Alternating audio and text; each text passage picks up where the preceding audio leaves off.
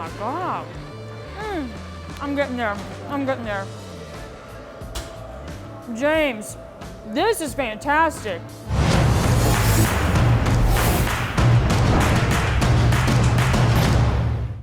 This is America's Best Restaurants. I'm Danyel with the ABR Roadshow. We are in Mooresville, North Carolina today at a place called Chefry's Blue Smoke. The owner has a lot of restaurant experience. He actually went to culinary school, so I'm very excited to try out his food today. Let's go in and actually get started in the kitchen.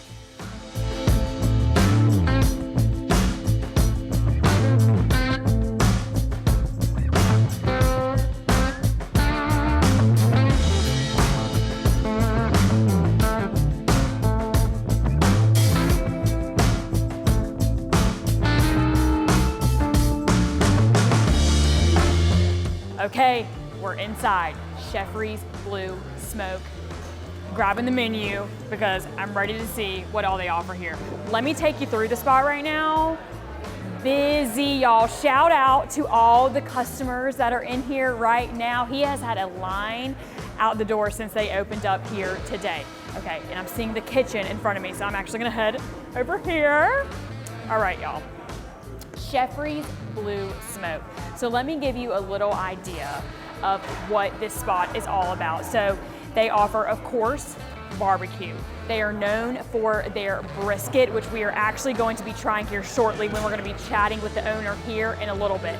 But I want to read off some of the things that you can expect here when you come to this restaurant. Okay, so of course they got, their good starters going on. Some hush puppies, which we are trying today. That's one of the famous starters. Big recommendation there for you. And the dessert counter, so we're gonna be showing some banana pudding today as well. All right, so after reading that menu, I'm ready to see which item they have displayed to get us started off here. And I believe it's the Backwoods Barbecue Popover. Yes, you heard that right. Let me go over here because I see it. Okay, this is what we're working with right now, y'all. Let me give you a little look.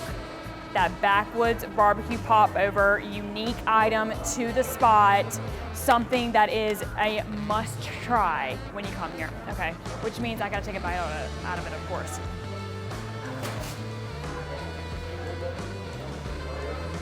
Oh my God.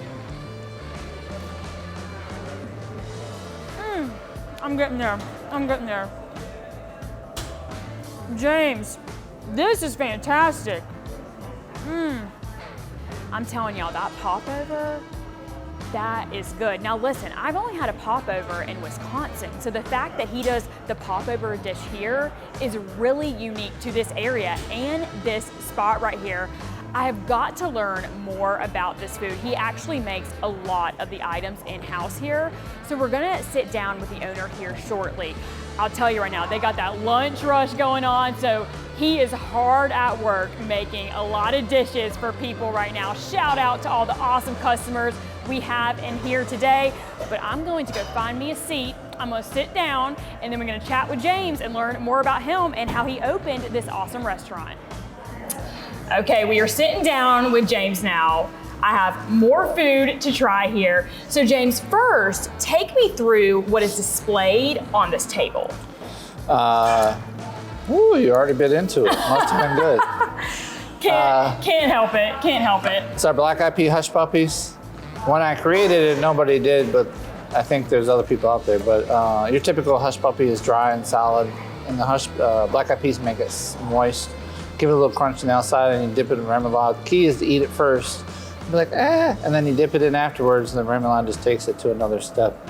Well, listen, I love me some hush puppies, so we about to. See, just moisture.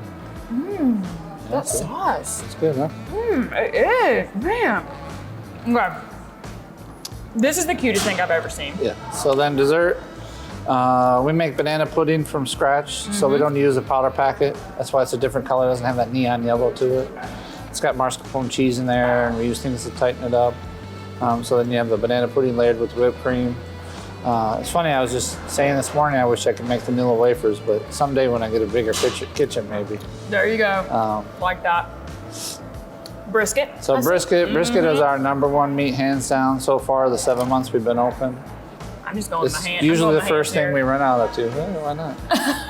Eat with my hands, I mean, shoot.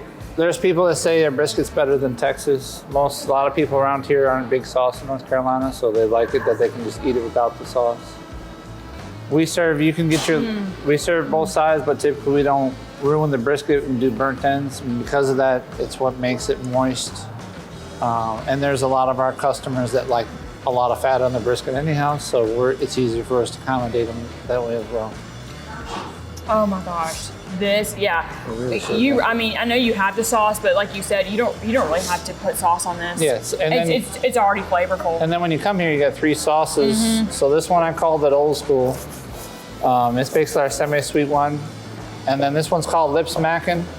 Your typical North Carolina vinegar splashes on the plate or disappears in the paper. You know, sometimes you get a little vinegar shower sometimes if you don't know how to splash it right. So we tightened it up a little bit. And the word we use here is different all the time. So this is our spicy one. I left it chunky on purpose so you can see the blueberries and the jalapenos in there. So that's if you do want sauce. I'll tell you. I can see where that brisket is your top seller, because I got to take another bite out of that, because my God, that is just, man. And then you just have a couple of our 8 or 10 sides. I forget how many at the top of my head. And so which ones are these two? The first one, this one's called Grandma's Coleslaw. What's this one? Yeah, it's corn salad. Okay. Originally I was gonna do it on a grill, but then I ended up roasting it because once I got the smoker in there wasn't really any space for anything. Thinking about my grandmother's coleslaw. Oh. She ate that every day. That's fun that you can incorporate she that grew here. the cabbage. Original from Michigan, grew the cabbage and then just rinse the rest. And you know, if grandma says eat it, then you eat it, you know? So true. So James, tell me a little bit about how you got into the restaurant industry. I know you went to culinary school. Tell me a little bit about your background in the industry. Well, both of my parents are divorced, and I started learning how to cook meals at home type thing. Start off your basic spaghetti and whatnot. And then I didn't really even know what I had back then. I mean, we had a 1/4 acre garden. You know, I was already doing farm to table before it even became popular and didn't even know it. So, like my mom would pickle her own cucumbers and canned tomatoes, make the sauce, et cetera, et cetera. My grandma did the same thing.